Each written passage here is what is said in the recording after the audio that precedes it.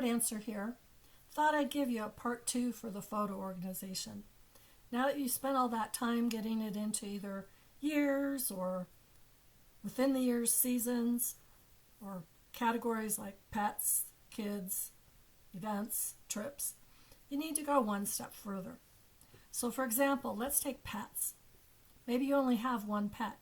You can still separate your photos for that pet on a timeline when you first got them, middle time you had them, end time you had them.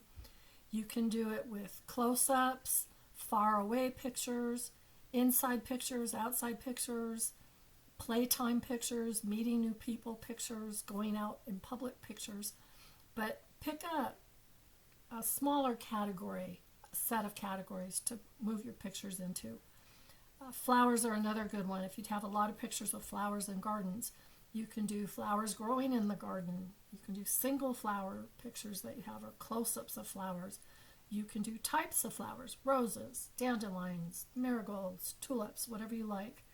And you can do colors of flowers, all my red flowers, all the purple flowers. Again, the categories are up to you. There's no right or wrong.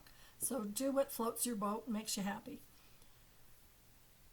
That is going to take a lot less time than the original sorting of your photographs.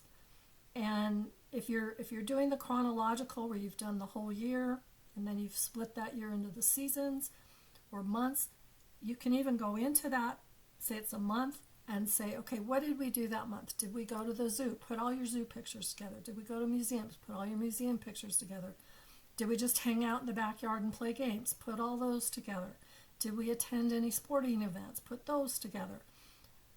Did we have any parties, get-togethers? Put those together.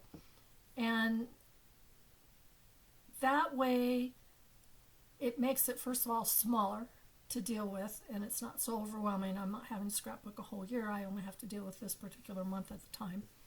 But it also is going to be your guide for choosing your pages that you're going to put these photos on, or the kits if you want to do kits, or stencils if you want to do stencils. It's going to help you figure out embellishments, and those are stickers and titles and journals and all that good stuff. So this is that next step. It's the second part of the first one for organization. And this is the step that is the last really hard step of scrapbooking. The next video I do will be picking out pages. How do you pick out, do you want solid, do you want prints, that sort of thing. We'll go over kits and what kits can help you do. We'll talk about sketches, and I know that might be a foreign language to some of you. I personally don't use sketches. I drive people crazy that do sketches. But it's going to tell you how to start putting your pages together. So I hope that helps. And as usual, craft, have fun. Don't be stressed over this. There's no right or wrong. There's no mistakes, only happy accidents, as Bob Ross would say. And especially, this is for you to have fun with.